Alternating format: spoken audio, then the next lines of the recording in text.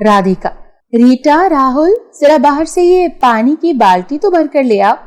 तो बच्चे कहते हैं, मगर माँ, अभी तो हमने इस पेड़ को पानी दिया है, फिर और पानी क्यों? अरे बच्चों, ये पानी इस बड़े वाले पेड़ के लिए मंगवा रही हूँ। मगर क्यों माँ? इस पेड़ से तो हमें फल भी नहीं मिलता, फिर आप इसे रोजाना पानी क्यों देती हैं? अरे बच्चों, ये पेड़ मेरे लिए बहुत मानी रखता है, भले ही ये हमें फल नहीं देता। मगर क्यों माँ, ये पेड़ आपके लिए इतना अहम क्यों है? क्योंकि मैं जब छोटी थी ना, तब मेरे पिता ने इसे यहाँ पर लगाया था और अभी भी ये यहाँ पर है।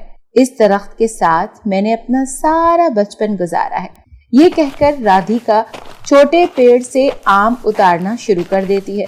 राधिका अपने परिवार के साथ एक छोटे से गांव में रहती थी और उसी गांव में एक छोटे से ठेले पर आम बेचा करती थी। एक दिन राधिका आम बेच रही थी कि उसके पास 2 ग्राहक आए और कहने लगे, बहन, जरा 3 दर्जन खट्टे आम तो पैक कर देना।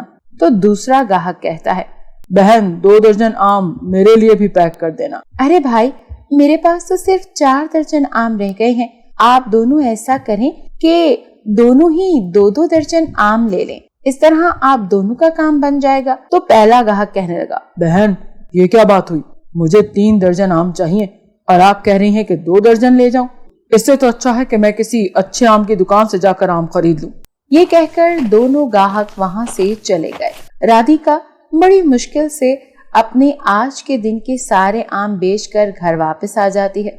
दूसरी तरफ जब राधिका घर पहुंचती है तो क्या देखती है कि दोनों बच्चे बाहर बैठे होते हैं। अरे रीटा और राहुल, तुम दोनों घर से बाहर क्यों बैठे हो? माँ, क्या बताएं, अंदर तो बहुत गर्मी हो रही है और अंधेरा भी हो गया है, हमें अंदर डर लग रहा था।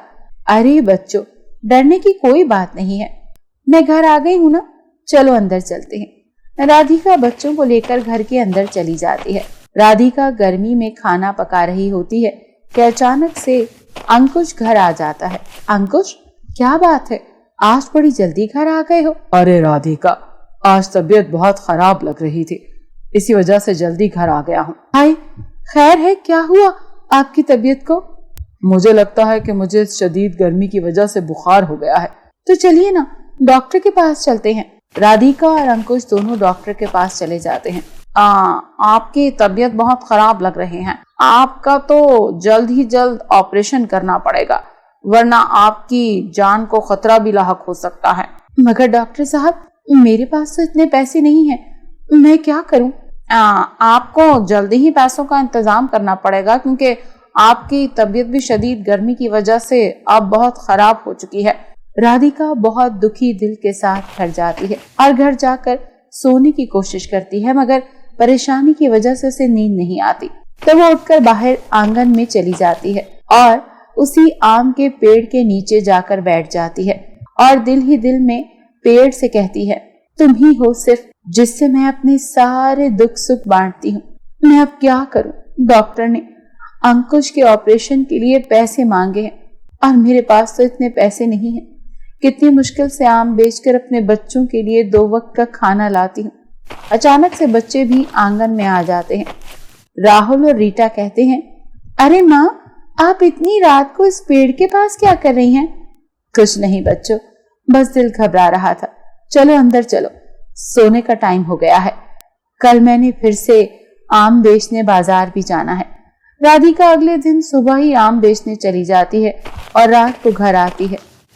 उस रात राधिका को फिर से परेशानी की वजह से नींद नहीं आ रही थी कि अचानक से उसे बाहर से पेड़ की पत्तों की आवाज आई। वो उठकर बाहर आ गई और देखा कि जिस पेड़ ने कभी भी फल नहीं दिया था, आज उस पर बहुत सारे आम लगे हुए थे। ये देखकर राधिका दंग रह गई। अरे, ये सब क्या हो रहा है? मुझे अपनी आंखों पर विश्वास ही नहीं हो रहा। अचानक से उसे किसी चीज की आवाज सुनाई देती है। वो पीछे मुड़कर देखती है तो वो पेड़ एक जादुई पेड़ बन चुका होता है।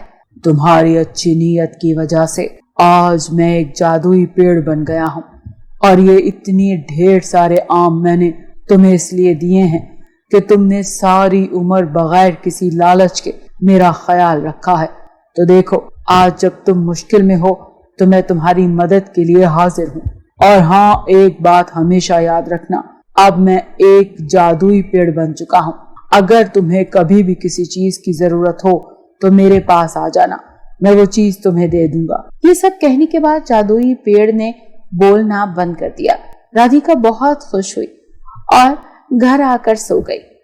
सुबह उठकर वो आम बेचने के लिए चली गई।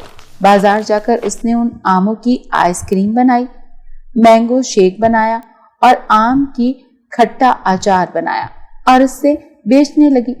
लोग तो उसकी आइसक्रीम, मैंगो शेक और आम का खट्टा अचार को बहुत पसंद आया। उस दिन राधिका की बहुत कमाई हुई और उसने वो सारे पैसे अंकुश के ऑपरेशन में लगा दिए। अंकुश के ऑपरेशन के बाद उसकी तबीयत भी अच्छी हो गई।